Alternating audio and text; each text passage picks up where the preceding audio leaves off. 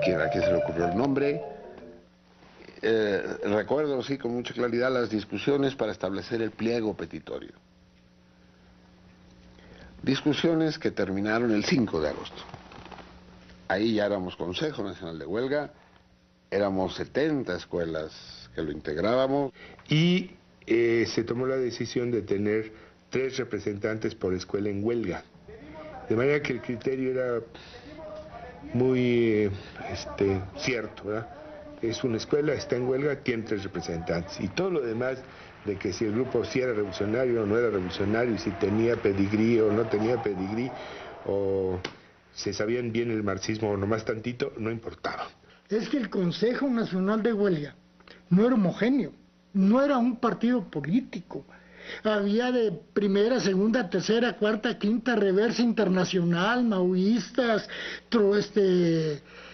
comunistas, bueno, hasta priistas había dentro del consejo, demócratas cristianos, bueno, había de todo. Y después había un gran número de chavos que no tenían militancia previa, pero que se hicieron militantes en esos días, en esos meses. Entre otras cosas porque el movimiento impuso su propia dinámica. De hecho, las broncas que había entre comunistas y espartacos, entre espartacos y maos, entre maos y trotskos, se limaron hasta prácticamente desaparecer en el curso del movimiento. Nos íbamos rotando porque eran 3 los que podían entrar a la asamblea del CNH, a la asamblea, para decirlo de algún modo, ¿no? Porque era bastante caótica, no podía ser de otra manera, ni modo que fuéramos a sacar de la nada la disciplina y la consistencia que pues no teníamos.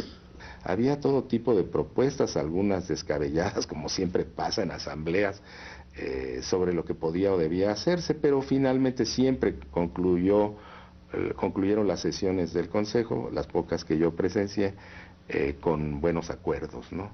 Y por lo general, pues los dirigentes siempre fueron aquellos jóvenes que ya habían tenido una militancia previa y que tenían conocimiento de lo que se podía hacer en un momento dado, que tenían aceptación entre los estudiantes, que eran carismáticos. Pues algunos de los dirigentes eran estupendos oradores, por ejemplo. Sí tenían ya una experiencia previa. ¿Cómo se gesta la dirigencia de los dirigentes? Es de forma natural. Yo creo que hay algo en la personalidad que resulta atractivo, y además algo también en la manera de pensar y de exponer que resulta claro para la mayoría. Pues desde luego Raúl Álvarez, Gilberto Guevara, eran de los más experimentados. No eran grandes oradores, por cierto, no eran así oradores teatrales o algo, eran simplemente gente con buenos argumentos, ¿no? Una política nuestra, de Raúl y mía, era proteger nuestra respetabilidad, nuestra reputación ante el grupo. Esa era la base para que te pudieran escuchar, y yo creo que eso permitió que Raúl y yo nos convirtiéramos en voces muy respetadas ahí. Y salió por primera vez el pliego petitorio de los 6 puntos en la primera manifestación propiamente dicha del Consejo Nacional de Huelga, el 5 de agosto, en la Plaza del Carrillón de Santo Tomás, del Instituto Politécnico Nacional. Los 6 puntos del pliego petitorio, ya lo sabes, pero igual te los enjareto. Libertad presos políticos. Desaparición de los artículos 145 y 145 bis del Código Penal Federal, que tipificaban el delito de disolución social, disolución del cuerpo de granaderos, la policía represiva.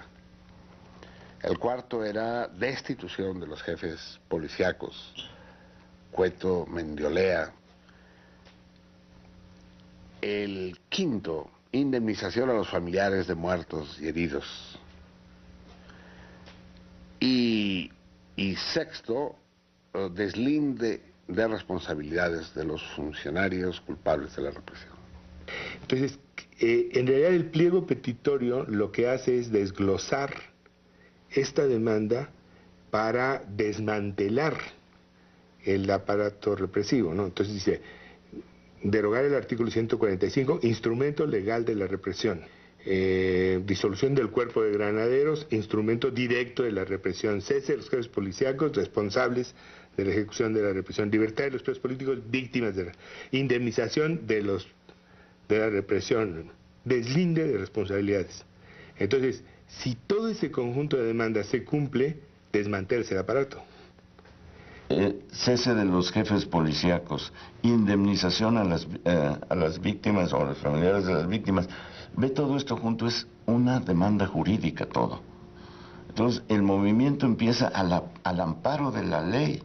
Pero el desafío fue o dan una respuesta al pliego petitorio antes de 72 horas o estalla una huelga nacional, lo cual era un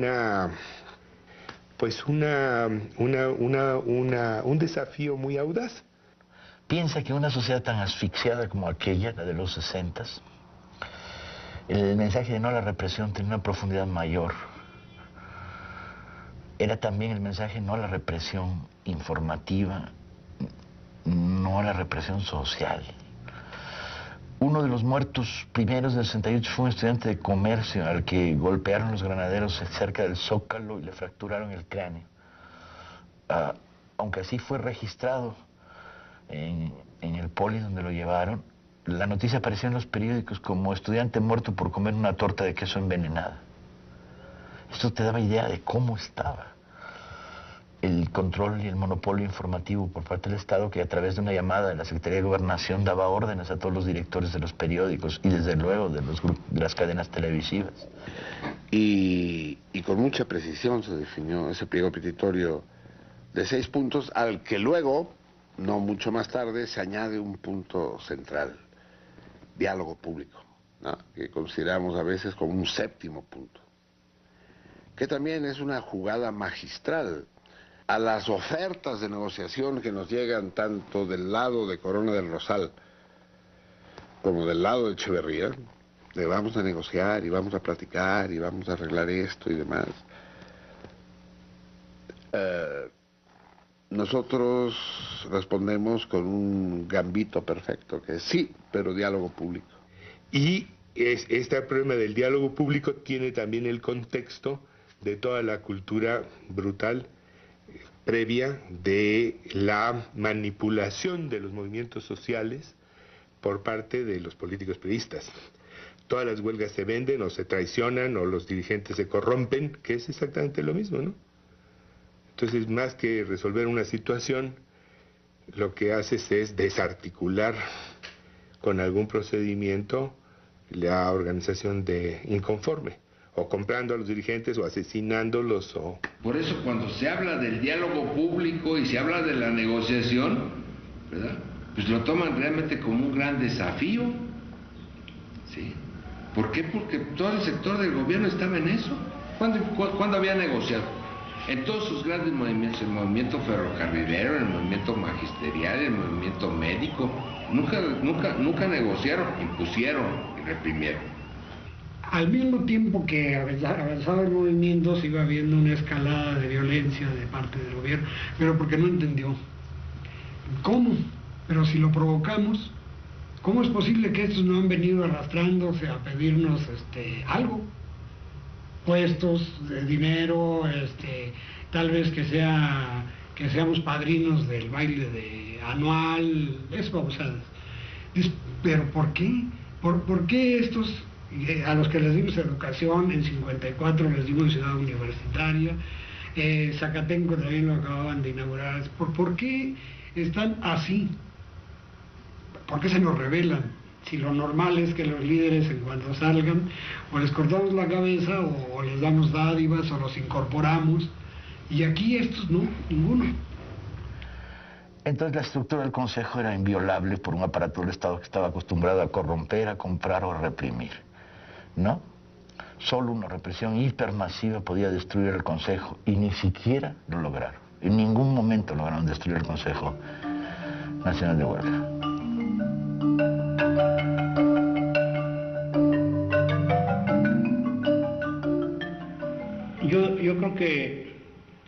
agosto. El mes de agosto del 68 fue esa fiesta libertaria, un banquete o una borrachera de libertad.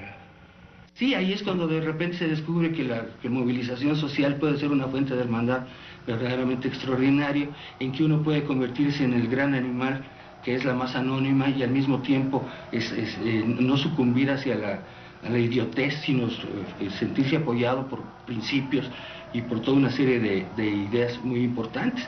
Entonces la gente sale a la conquista del Zócalo, se conquista el Zócalo por primera vez en la historia el 13 de agosto, ¿no? Entre cientos de miles de gente y crea una efervescencia verdaderamente increíble.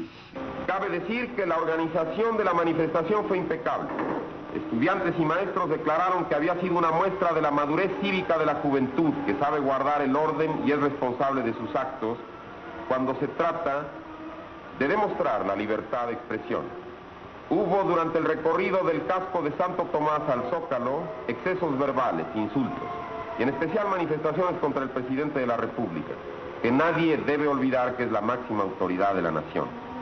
Además, si hay alguien que ha querido ser amigo de los jóvenes, y que lo es el presidente Díaz Ordaz. Y conste que aquí no estamos hablando como gobiernistas, sino a fuer de ser objetivos. Si ustedes me dan una fórmula mejor que Díaz Ordaz, quizá la tome en consideración. Pero entre Díaz Ordaz y el caos, prefiero sinceramente a Díaz Ordaz. No nos dábamos cuenta de lo que habíamos hecho. El Zócalo estaba prohibido para toda manifestación que no fuera de apoyo y aplauso al presidente de la República. Nosotros hacíamos una manifestación cada que se nos pegaba la gana y la hacíamos hasta el Zócalo.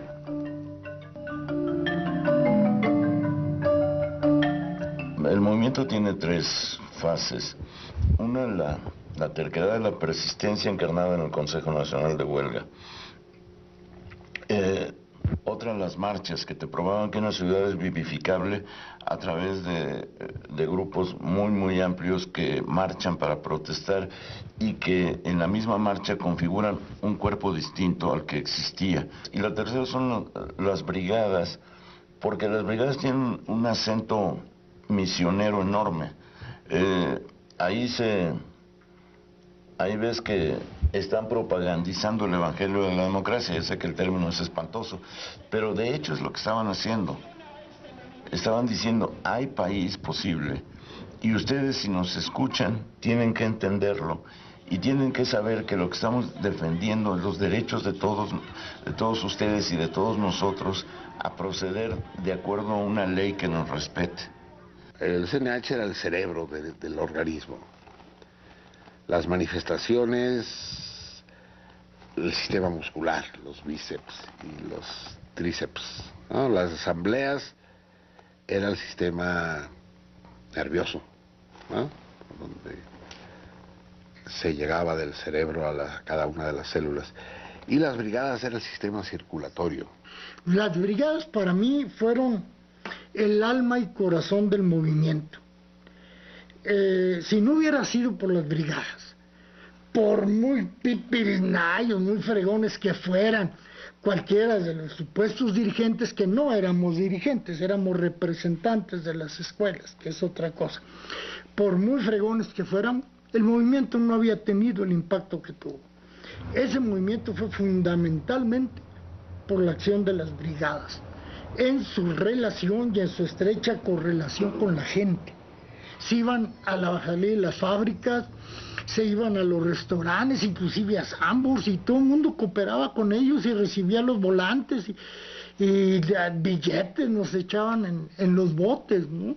Y hicimos varias decenas, no exageraría yo si digo que cientos de mítines en diferentes puntos de la ciudad, mercados, fábricas, en las calles, en los parques, en los camiones, ¿sí? Y nos fue en general muy bien. Era un encuentro extraordinario entre todo aquello de lo que yo había oído hablar en mi infancia, en mi adolescencia, la sociedad, los desposeídos, los oprimidos, a quienes no conocía cara a cara, ¿sí? Y nosotros, los estudiantes, esta franja de la sociedad mexicana universitaria, estudiantil, un encuentro extraordinario. En eso consistía lo esperanzador. Nuestra principal difusión era de boca a boca, o sea, nosotros nos subíamos a los autobuses a botear y comenzábamos a decirles todo lo que estaba pasando. Y para ellos era muy importante porque en ese momento todo el mundo sabe que la prensa estaba vendida, que no decía nada a nuestro favor y que todo estaba en nuestra contra. Entonces nosotros nos encargábamos de avisarle a todo el mundo en los camiones, en donde nos subíamos o donde estábamos afuera de las fábricas, lo que estaba sucediendo día con día, ¿no? No había canales de información. En cierto sentido, toda la prensa era absolutamente hostil y más que la hostilidad, había un silencio terrible. Entonces, una bandita o un volante que les informaba, estamos en huelga por los 6 puntos, estamos en huelga porque nos mataron, porque nos golpearon, porque nos invadieron, porque nos tomaron CU. Esto era la única información que tenía un montón de gentes que no tenían un hijo estudiante, ¿no? Al principio fue muy tímida y muy, ciertamente, dijéramos, de rechazo. No se entendía bien de qué se trataba, y sobre todo en el momento en que el movimiento se generaliza, se hace nacional y separa la educación superior, la educación media y la educación superior. Pues la gente se empezó a preguntar por qué. Porque no era posible que, a pesar de la campaña que hoy conocemos tan bien, cuando se trata de hacer que la gente piense de una determinada manera, pues la gente no se oía. Teatros, cines, iglesias, mercados, cruceros, ahí estábamos. Ahí, ¿cómo se hacían los mítines? Momento. Mira, mijo, yo me dedico a la neuropsiquiatría, así que yo sé más o menos cómo se inicia un ataque epiléptico o epileptoide. Te paras aquí, empiezas a voltear los ojos y a gritar y la gente se junta porque es muy morbosa. Se junta. ¿Qué le pasa? Este pobre muchacho tiene ataques epilépticos porque le golpeó la cabeza a un granadero, etcétera, etcétera. Y a repartir volantes. O 2 que estaban allí discutiendo. ¿Tú qué dices? Yo estoy en contra de ese movimiento de rojillos, de los comunistas. No, yo estoy a favor de los estudiantes. Y casi se empiezan a pelear y la gente se junta a repartir volantes y a botear. Los estudiantes de veterinaria se les ocurrió pintar perros. Primero los perros que tenían ahí en los laboratorios para sus experimentos, ¿no? Y les pintaron consignas, me llamo Gustavo y mis hijos son granaderos. Y los agarraron con sus ondas que les salían y los soltaron en el centro de la ciudad, ¿no? Para solarse y esparcimiento a la población. Era muy divertido ver a una pareja de cuicos persiguiendo al pobre perro aterrorizado por las calles del centro. Después se hizo con muchos perros, ¿no? Ya no solo con los que tenían como conejillos de indias. Mitoteros, alborotadores, ya pónganse a estudiar, para eso estamos trabajando, para que ustedes tengan la universidad. No tienen nada que andar haciendo, alborotando, regrésense a las escuelas, que sus padres no los controlan, que no tienen nada que hacer. Mitoteros, pero así te lo decían con un coraje. Y otra gente decía, no, nada de mitoteros, también mi hijo está en la universidad y están luchando por todo lo que les están haciendo, que no se da cuenta, señor, los granaderos cómo los están golpeando, el gobierno cómo los está reprimiendo. Usted cállese también, señora, otra mitotera. Uy, se arman ahí unas, pero te digo que buenas, ¿no? Y nosotros ahí explicándoles, no, señores, que mire, en tal lugar hubo una represión, sí, qué bueno que los sometan, si no quieren entender, que los sometan a macanazos, así. Había conservadores como todavía los hay. El problema es que de una lucha social masiva, numerosa, de los estudiantes, de la intelectualidad, de trabajadores que se empezaban a incorporar, de un pueblo que veía con mucha simpatía el movimiento, sin lugar a dudas, de que los estudiantes se habían convertido en la voz del país, de los anhelos de cambio, de libertad y de democracia. Es que muchachitos, jóvenes y jóvenes mayores, andábamos cargando con el mundo en nuestras espaldas.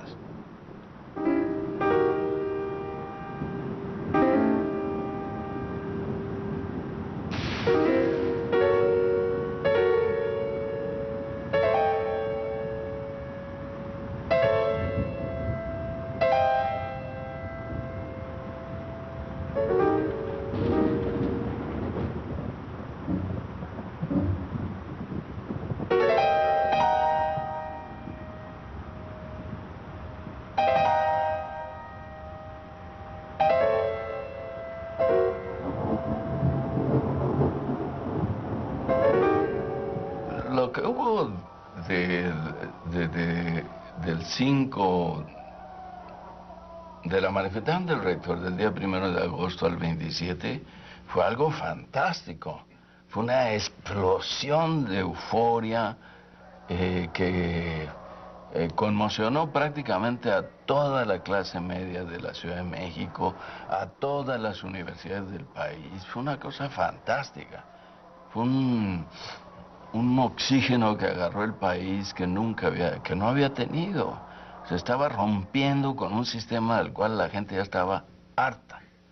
El 27 de agosto fue una manifestación y una ostentación que hay que hacer autocrítica. Nos sentimos los amos del movimiento, nos sentimos que éramos poderosísimos, lo sentimos en una situación que envidiable. Nadie había tenido esta respuesta popular. Ya no faltaba nadie ese día. No éramos solo los que desfilábamos, eran los que estaban en las orillas. Es decir, las orillas de Reforma era una verdadera muchedumbre, ¿no? Todos con la mano en alto y que coreaban nuestros gritos: por el pueblo, contra el gobierno, por el pueblo, contra el gobierno. Yo me sentía Lindbergh llegando a Nueva York, cabrón, ¿no? Decía, ¿qué es esto, cabrón? Esa maravilla que para mí significan las calles del centro, convertidas en una caja de resonancia de las consignas y en un nicho de las libertades de gritar lo que uno quiere y de manifestar a gritos que uno quiere cambiar una sociedad, son para mí muy, muy preciosas, ¿no? Son imágenes que guardo así con mucho cariño, el codo con codo, ir encadenados con los brazos, o ir gritando, o levantar una pancarta, y llenar la calle, y llegar al Zócalo, y ser dueños del Zócalo. Cuando llegamos al Zócalo, el Zócalo ya estaba lleno. Ya tuvimos que pasar con permiso, hasta el camión del poli que nos serviría de tribuna. Y dijimos, bueno, vamos a esperar que llegue toda la gente antes de empezar el mitin.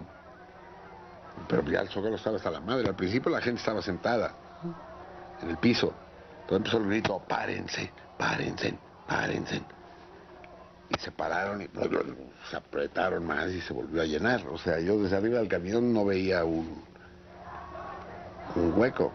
Y con walkie-talkie tratábamos de saber cuánto faltaba para la manifestación. Solo te diré que cuando iniciamos la manifestación, los últimos contingentes todavía no salían de antropología.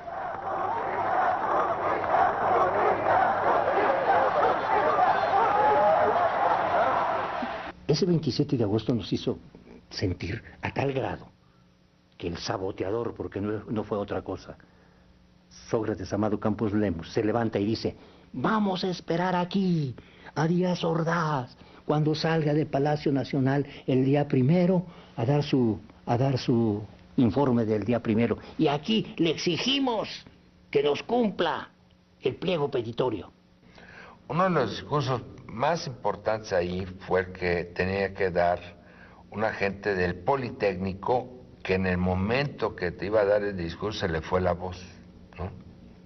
En el texto del discurso decía, entre otras cosas, ¿no?, que se pedía el diálogo público y que ese diálogo público se hiciera ya fuera en el estadio universitario, o cuando menos, lo menos que se podía aceptar en ese discurso era que fuera en el Palacio de Bellas Artes, ¿no? ¿Te puedes imaginar?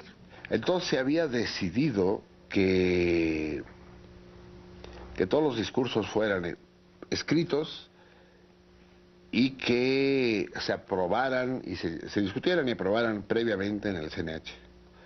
Pero a la hora de la hora valió madres. El primero que rompió con esa regla fue Cabeza de Vaca, Luis Tomás, que hizo ver que no podía leer, ¿no?, que no tenía luz, que no veía, robó la hoja de papel, la tiró y se improvisó el discurso. Pero ahí no hubo problema. Pero llegó Sócrates. Para esto había pasado, me acuerdo, antes una madre que alguno de los dirigentes había subido al camión ¿no? Con un discurso impresionante que lo que menos que le dijo a Díaz Ordaz fue: y aquí estoy para seguir pariendo hijos que los sigan matando, hijo de la chingada, ¿no? Entonces ya te puedes imaginar cómo estaban todos los ánimos.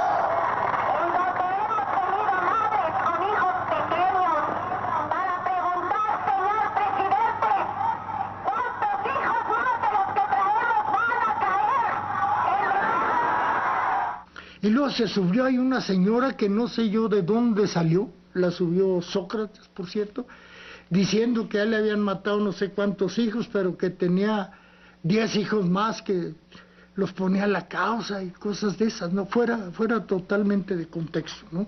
Se había decidido en el Consejo Nacional de Huelga de que Sócrates no volviera a hablar en ningún mitin.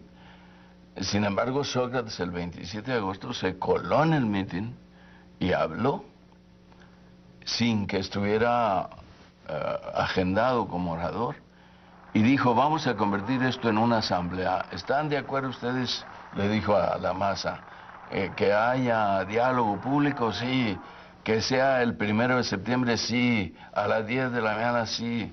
Entonces fue un acto de provocación descomunal. Pero no era fácil evitar la aprobación de la multitud. Vamos a quedarnos aquí, compañeros, en guardia permanente hasta que contesten a nuestro pliego petitorio y el presidente, el hocicón, pues salga al balcón y hable con nosotros o se siente a dialogar. Entonces, muchos inclusive decían: a lo mejor sale Díaz Ordaz. Fíjate, de ese nivel estaban las cosas, ¿no? Bueno, ¿y si sale qué? ¿No? ¿Y si llama aquí al diálogo qué? ¿No? Sí, pero los ánimos profundamente calientes. Entonces, cuando este día da eso de que se exige el diálogo público en tal lugar, la gente dice: no, no, no, no, no. Y es un grito de no, pero así rotundo, es decir, como son las masas en este país, ¿verdad? Decir: no, nos lleva aquí la chingada, pero no, ¿verdad? Y comienzas a ver desde el camión que están botando la puerta del palacio y cosas por el estilo. Entonces teníamos que hacer algo.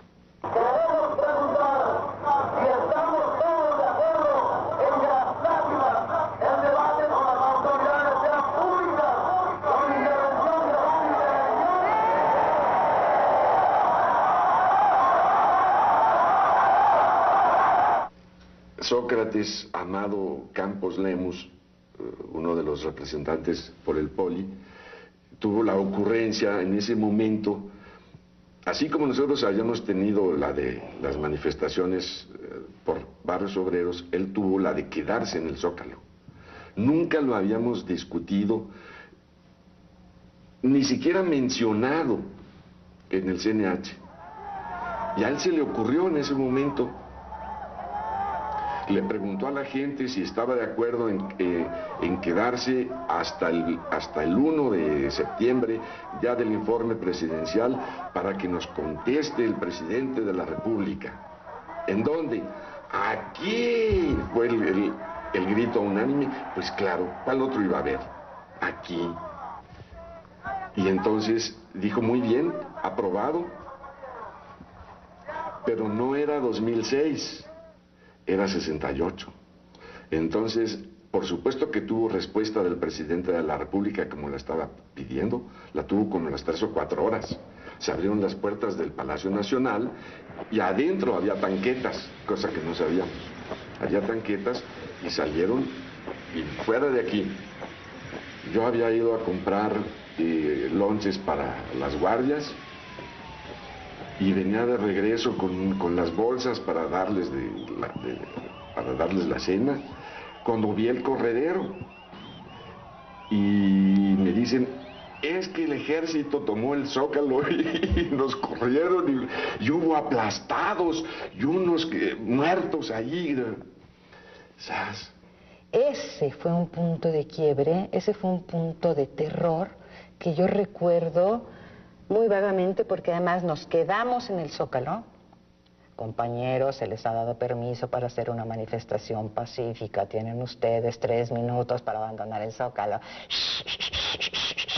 Chiflando, gritando, aventándoles cosas, y de repente se abren las puertas del Palacio Nacional y se abren enfrente de la fogata de ciencias políticas que estaba allí en la esquina de la Suprema Corte, ¿no? Y pues a correr, le dijo. Hubo gente que todavía echó relajo, digamos, con los soldados ahí, no tenían claridad, y ya se pone más feo cuando sí ya hay corretiza y el tanque ataca al camión del Politécnico que estaba ahí en el Zócalo. Eso ya fue lo definitivo para muchos, y ya sí se dijo, pues vámonos. Y vámonos, nos echamos a correr por toda Avenida Juárez. De los hoteles les echaban vasos, hielos, colchones, ropa, zapatos, todo, sillas, lo que encontraban las gentes de los bares, de los hoteles, de todo. Y yo creo que allí fue donde a mí realmente me dio terror y me empecé a preguntar, bueno, sí, este relajo está divertidísimo, pero estos señores nos van a matar. Se queda la guardia, entra el ejército y arrasa con todos. Y entonces, brillante idea del PRI gobierno. Vamos a juntar a todos los empleados de las secretarías de aquí, de Hacienda, de Salubridad, de Educación, de la Secretaría del Trabajo, todas aquellas, juntemos los burócratas y harán una manifestación contra los estudiantes traidores de la patria. Así. El objetivo del mitin era desagraviar a la bandera nacional porque Luis Tomás Cervantes Cabeza de Vaca había subido una bandera roja y negra en una de las astas del Zócalo. Ahí tuvimos un enfrentamiento, un compañero y yo, ¿no? Porque pues yo, en el sentido de que yo no quería que se subiera un trapillo, hombre, de 1 metro de percal pintado con brocha de rojo y negro. Esa era la bandera que llevaba yo en el camión. Entonces estuvimos tironeando y se subió rápido y se volvió a bajar igual de rápido, ¿no? Pero un trapito de percal. Entonces, ese era un pretexto que usó el Estado para echarnos a toda la burocracia encima y a la gente del pueblo encima porque habíamos profanado la bandera nacional, etcétera, etcétera, ¿no? Eso por un lado. Y por otro, un grupo de muchachos había hecho sonar las campanas de catedral con la anuencia de las autoridades de catedral. De tal manera que demagógicamente el PRI y el gobierno declararon que se había agraviado a la catedral y se había agraviado a la bandera nacional, 2 símbolos, digamos, que eran básicos para el sustento del régimen, ¿no? Del sistema. Y se le pidió permiso a los obispos de la catedral, al obispo de que se prendieran las luces y sonar las campanas, ¿no? Y fue impactante cuando estabas cantando el himno nacional, ¿no? Entonces Díaz Ordaz al otro dijo un acto de desagravio a la bandera y porque se violentó los valores sacros, una cosa así, ¿no? ¿Y a quién podía convocar? Pues a los burócratas, a los servidores del Estado. Fíjense cómo estaba la cosa, que la gente en los camiones de pasajeros y camiones de redilas, la gente en los camiones iba gritando, no vamos, nos llevan, no vamos, nos llevan. O somos borregos, somos borregos. Pero todos los chavos, la raza, se deja llegar al Zócalo con volantes y la chingada. Las brigadas, estas brigadas, ¿no? Llegan al Zócalo a voluntar y que les voltean el mitin, ¿no? Y ese mitin en el que tenía que haber hablado Díaz Ordaz y ¡clic! Se convierte en un mitin de apoyo al movimiento y de condena al gobierno, ¿no? Y los empleados, los burócratas, estaban con nosotros. ¿Cómo lo demostraron? Con unas pancartas que decían, apoyamos a los estudiantes, nos traen como borregos. En un momento dado los oradores del PRI fueron bajados, los mismos trabajadores, los obreros con monedas, le tiraban al orador del PRI hasta que se retiró el orador del PRI. Entonces subieron líderes estudiantiles. Bueno, se transformó aquello en un acto de protesta. Entonces entró de nuevo el ejército. Con menos de 12 horas de diferencia volvió a entrar el ejército, pero ahora a reprimir a las masas que estaban apoyando al PRI y al gobierno. Lo que pasó fue que hubo compañeros de los brigadas, de la gente de las escuelas, que tenían la osadía y el valor de subirse a las tanquetas y con pedazos de tabla les daban a los soldados que estaban arriba, ¿eh? Nomás veías cómo se sumía el soldado ahí, ¿no? Y a correr por todos lados, ¿no?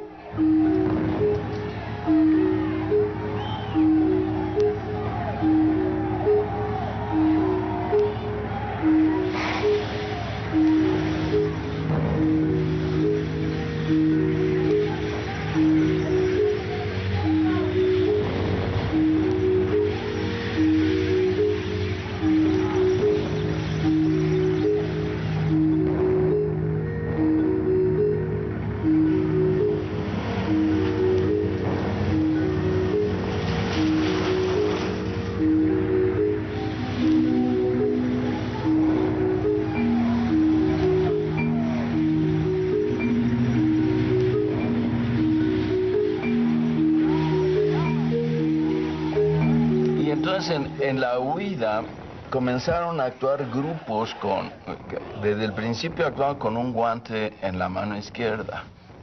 Eran jóvenes con aspecto militar y empezaron a disparar. Unos aparecieron francotiradores en los edificios del centro y empezaron a disparar contra la gente y la policía y el ejército comenzó a disparar contra ellos.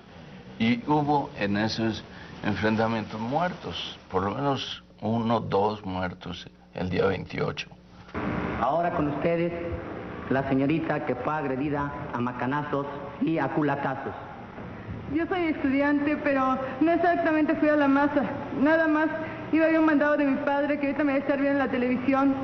Agreden a todos, mujeres, hombres y niños. Pisotean la Constitución. No hay libertad de palabra. No hay libertad, compañeros, de nada. No se fijan quiénes son. Nada más se baja un hombre de un coche negro muy lujoso y da órdenes. Y entran los tanques, entran al Zócalo, arrasan con lo que tienen. No somos guerreros, somos estudiantes.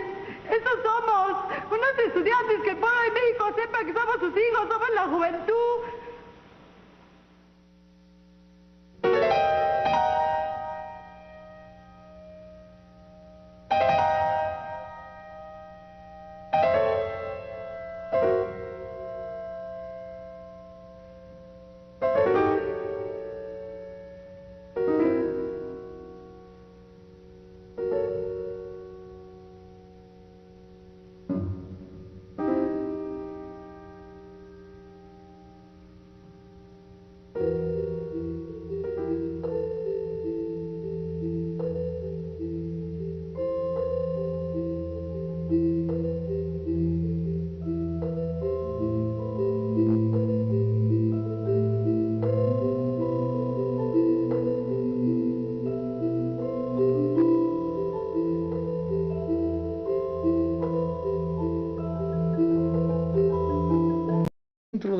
Del Consejo, demócratas cristianos, bueno, había de todo. Y después había un gran número de chavos que no tenían militancia previa, pero que se hicieron militantes en esos días, en esos meses. Entre otras cosas porque el movimiento impuso su propia dinámica. De hecho, las broncas que había entre comunistas y espartacos, entre espartacos y maos, entre maos y trotskos, se limaron hasta prácticamente desaparecer en el curso del movimiento. Nos íbamos rotando porque eran 3 los que podían entrar a la asamblea del CNH, a la asamblea, para decirlo de algún modo, ¿no? Porque era bastante caótica, no podía ser de otra manera, ni modo que fuéramos a sacar de la nada la disciplina y la consistencia que pues no teníamos.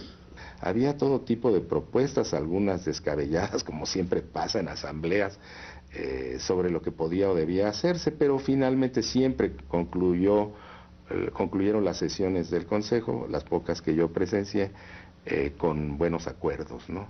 Y por lo general, pues los dirigentes siempre fueron aquellos jóvenes que ya habían tenido una militancia previa y que tenían conocimiento de lo que se podía hacer en un momento dado, que tenían aceptación entre los estudiantes, que eran carismáticos. Pues algunos de los dirigentes eran estupendos oradores, por ejemplo. Sí tenían ya una una experiencia previa.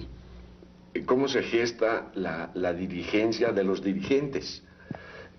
Es de forma natural. Yo creo que hay algo en la personalidad que resulta atractivo y además algo también en la manera de pensar y de exponer que resulta claro para la mayoría. Pues desde luego Raúl Álvarez, Gilberto Guevara, eran de los más experimentados. No eran grandes oradores, por cierto, no eran así oradores de teatrales o algo, eran simplemente gente con buenos argumentos, ¿no?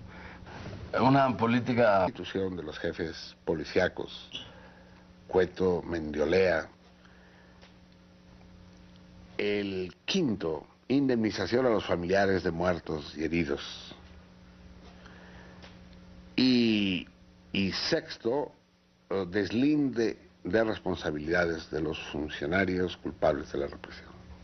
Entonces, en realidad el pliego petitorio lo que hace es desglosar esta demanda para desmantelar el aparato represivo, ¿no? Entonces dice, derogar el artículo 145, instrumento legal de la represión.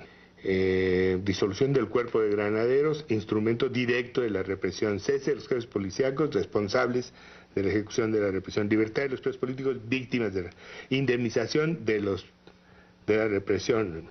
Deslinde de responsabilidades.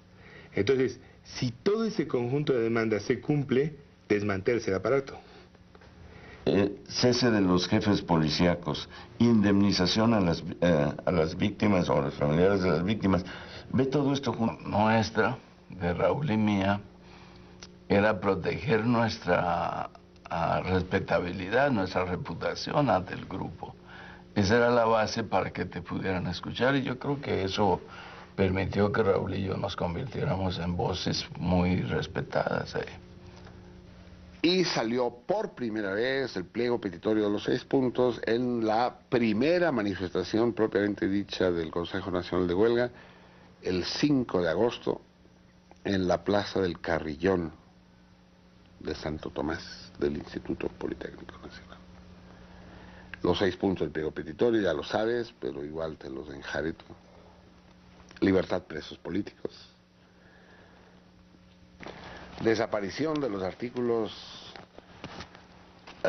145 y 145 bis del Código Penal Federal, que tipificaban el delito de disolución social, disolución del cuerpo de granaderos, la policía represiva.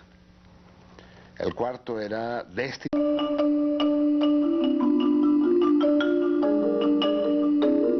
sé a quién se le ocurrió el nombre. Recuerdo, sí, con mucha claridad las discusiones para establecer el pliego petitorio. Discusiones que terminaron el 5 de agosto. Ahí ya éramos Consejo Nacional de Huelga, éramos 70 escuelas que lo integrábamos. Y se tomó la decisión de tener 3 representantes por escuela en huelga. De manera que el criterio era muy cierto, ¿verdad? Es una escuela, está en huelga, tiene 3 representantes. Y todo lo demás de que si el grupo sí era revolucionario o no era revolucionario, y si tenía pedigrí o no tenía pedigrí, o se sabían bien el marxismo o nomás tantito, no importaba. Es que el Consejo Nacional de Huelga no era homogéneo, no era un partido político.